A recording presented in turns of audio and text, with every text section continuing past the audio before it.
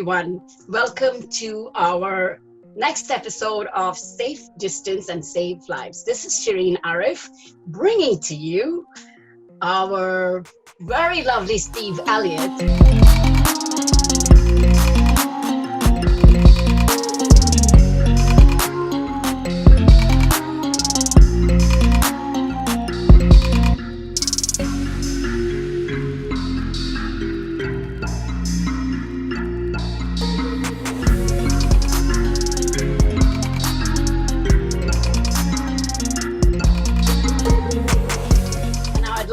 To share with us who you are, what do you do, and tell us a little bit about yourself.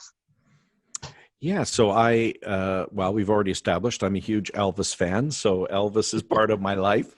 I have two sons, Derek and James, who I love with all my heart. I'm a single dad, so I don't see them all the time, but they're never far from my heart, that's for sure. I recently found myself in a employment transition, so I've been temporarily laid off from my job from COVID. So I've kind of gone full tilt into my side hustle, which was instructing youth on communication skills, how to improve communication skills, become better communicators. So I've created E3 Toronto to help youth get better at their communication. And also on a communication front, I have been involved with Toastmasters International for 7 years now. So I've had a tremendous experience with them, and I'll continue to have that experience because I always want to try to get better at whatever I'm doing. And I think if you can't communicate properly, then obviously your ideas are not going to get out there, and you're not going to be able to make an impact in the world that maybe you could have if you had been able to communicate properly. So that's a little bit about me. So how has the lockdown been for you in your personal life? What's the impact on you? Well, it's funny.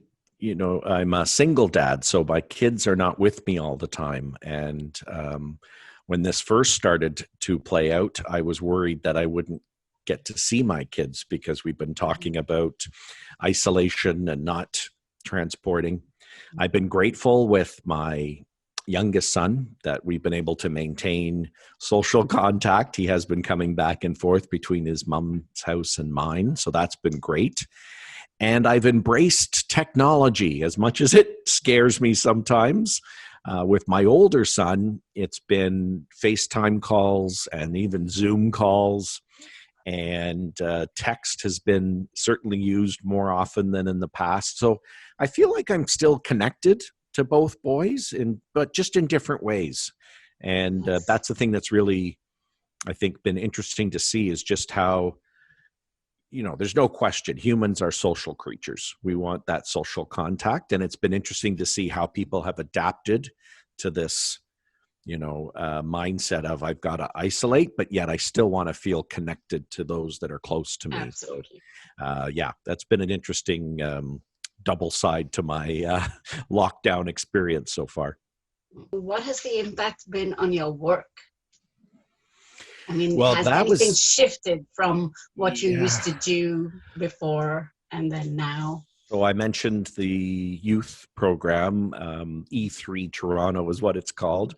And we were operating in a traditional classroom setting. I was teaching kids face-to-face in a classroom. And suddenly this came. So I had to start embracing this wonderful technology of Zoom and go to virtual classes. And the challenge that poses is that if I'm teaching face-to-face, I can pick up on the energy of the students. They can pick up on my energy. There's a nice, a vibe happening in the room. Online, it's trickier because all I see is what's the screen. And just because you're looking at the camera doesn't mean you're actually there. Yes.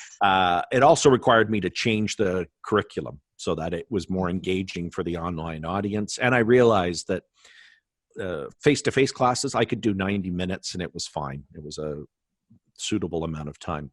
But trying to do a 90-minute online class is not not going to work, not just for kids, but also for adults. So I've had to shorten the classes and tweak the content in order to match the experience, so to speak, and to get the learners to still stay engaged in the program. But I've enjoyed it, and it's opened up new avenues for me because my business partner, her sister has family still in Hong Kong, and now I'm going to be teaching a class, and they're in Hong Kong, and I'm in Toronto. That would never have happened, obviously, without me having to go to the online experience, because we were all going to be about classrooms. So it opens up a new world, which is good, and it makes the world seem like a smaller place, which is kind of cool. True. Yeah. Very true. And more people are more accessible, like globally accessible. Yes. Yeah. That's very true. And it's nice that you're what I feel about the way you've been handling this crisis, this situation is you've been very positive and you've adapted to whatever life is throwing at you. So that's very commendable. Thank you for sharing that. And are you involved, or were you involved in any community events?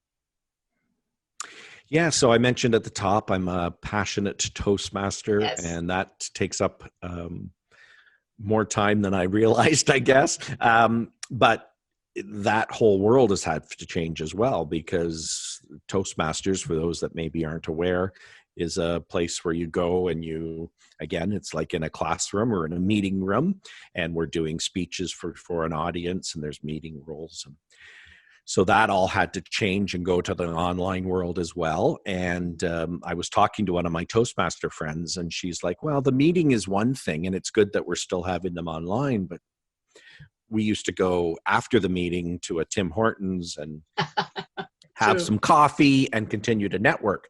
We don't do that anymore. It's the meeting online, and then we're over.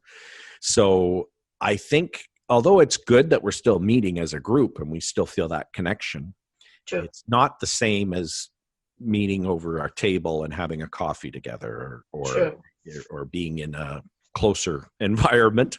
But to that end, I mean, so what I did with that, I said, oh, well, let's do a coffee, a virtual coffee.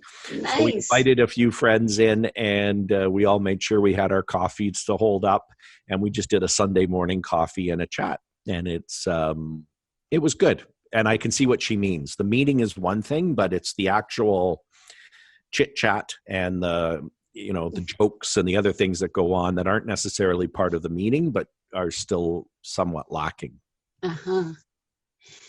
So maybe, but here's the good thing, maybe for people like us who could not make it to a class, a Toastmaster class, maybe having access to it online would open up possibilities for us to be at home, or like be sitting somewhere while my kids are doing class. I could just hop on and, while I'm sitting and waiting for them for an hour, I could just do a Toastmaster. So I'm going to look into the online classes now. Yeah, they're a lot of fun.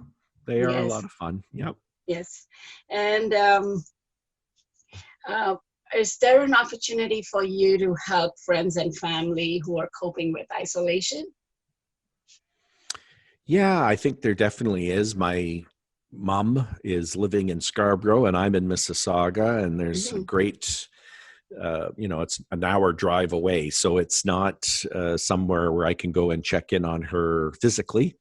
But I think just being there for them. And so I've noticed my mom is calling me more, and I don't mind. And they've been good chats, and it also helps to ease my mind that she's okay, and that she's close. She lives with my sister, so I know that's been taken care of for groceries and things like that. But it's been nice to have more frequent conversations with her.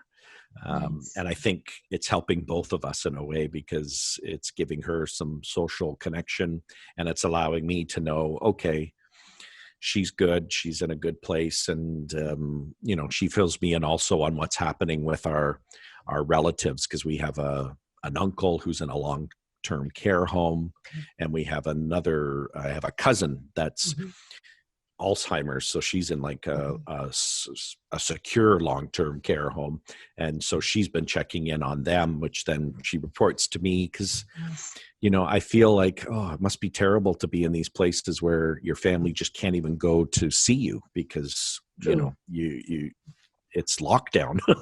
Yes. And you wonder, do they understand, or do they, so it's been nice to just be able to hear what's going on their front, and keep in touch. I think that's the biggest thing right now. It's like you say, we used to be in a room, but we'd be, locked to a screen. Yes. And I think this is really opening up our eyes to what connection is really all about, and how do Absolutely. we stay connected to those that we hold dear in our hearts. True.